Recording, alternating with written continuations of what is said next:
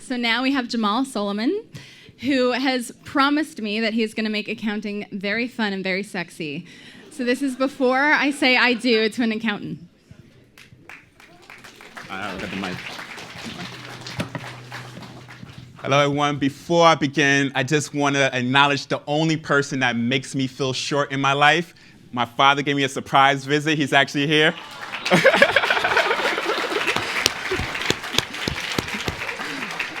So, even though I am 38 years old, I consider myself to be an old-fashioned guy. I still believe in the importance of marriage. I've been married I'm approaching 11 years as a married man. Oh, okay, that's what's up. There's a lot of times that my wife tells me stuff that I absolutely do not want to hear, but need to hear. It is very important for you to find an honest life partner. Well, this is the same way that you should feel about your relationship with your tax accountant. In order to have a successful business that stays out of trouble with the IRS, you need to find a tax accountant that you could trust. I'm going to tell you what to look out for in a good tax accountant. Consider me your tax accountant matchmaker, all right? So, my goal tonight is to save you guys a lot of money and future headaches. Please take my advice seriously. I have represented over 100 individual and small business clients in front of the IRS and various state tax departments. I'm going to share with you guys 5 lessons that I learned from these cases and my marriage. All right? So let's get this started. 1, don't be so freaking sensitive. You don't need an accountant that has sensitivity. You should want a tax accountant that is blunt and straightforward. Watch out for slick-talking accountants that make taxes seem like it's a cakewalk. Taxes are complex as hell, and good tax accountants don't have time to play games with their clients. Vice versa, you should be very direct with your accountant regarding your tax and accounting needs. If your accountant is explaining something to you that you don't understand, have him or her break it down another way until you do. Make them work for the money, all right? Number 2, this is for all my Wyclef Jean fans back in the days. Make sure that your accountant isn't gone to November after tax season, all right? You'd be surprised. Oh, man. Ask your tax accountant straight up, where do you see our relationship going? If I get in trouble with the IRS, will you be there for me, right? You'd be surprised how many people I represented in front of the government whose tax accountant abandoned them once the audit letters started appearing. In one case, the accountant straight up told the client to stop calling him, right? A good test for your accountant is to randomly call him throughout the year during non-tax season months to see if he's still readily available for you. If not, it may be time to get that person to do sign, all right? Number 3, don't go with a tax accountant that promised you the world. If your tax accountant promised you a tax refund before looking into your situation and documents, it's time to run. It's time to run. Because here's the deal.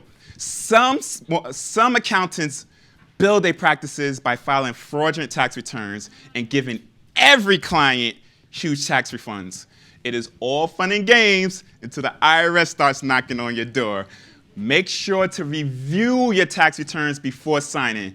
You must always remember that once you sign a tax return, you are confirming that everything on the tax return is true and accurate. So blaming your tax accountant for fraudulent deductions will not help you in the audit, so don't even try it. All right? 4. All right, I get very passionate about this, so hold on. I get, my wife is sick of me telling this to her, right? Some business owners feel that only CPAs know taxes. This is the biggest myth. This is like trying to marry the hottest girl and guy in the club simply because they look sexy. Bro, don't try to find love in the club, right? Think out the box. I'm an enrolled agent with a master's degree in taxation, and I am confident that I know about taxes better than a lot of CPAs. Some CPAs have no business doing your taxes, but will gladly take your money, right? So Do not hire an accountant simply because they're a CPA. Do your research. I dare you to Google, what is an enrolled agent? All I can say is, you're welcome.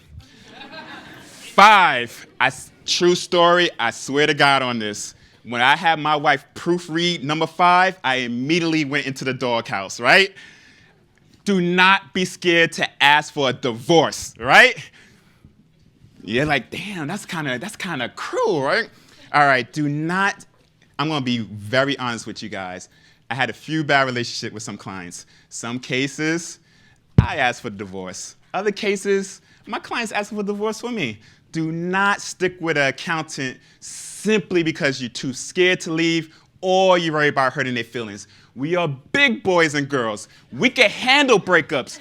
Don't save us. We don't want to be saved. Hit the free agent market and find yourself a new tax boo, all right? In conclusion, finding the right tax accountant for your business takes time and effort.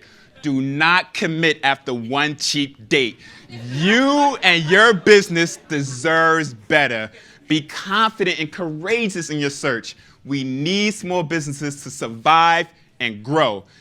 Finding the right tax accountant can help your business grow. However, always remember, when you do find the right tax accountant, treat that person with respect.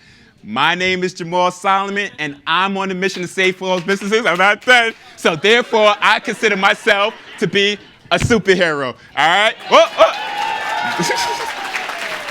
One more thing. I want to give, she's trying to give me the broom. I did my thing quick. I want to give a shout out to QA Means Business. We're doing great things. If y'all don't talk to me about it, I got 2 of my fraternity bros out there, yo. So all I got to say is just make it happen and have a good night. Thank you, everybody.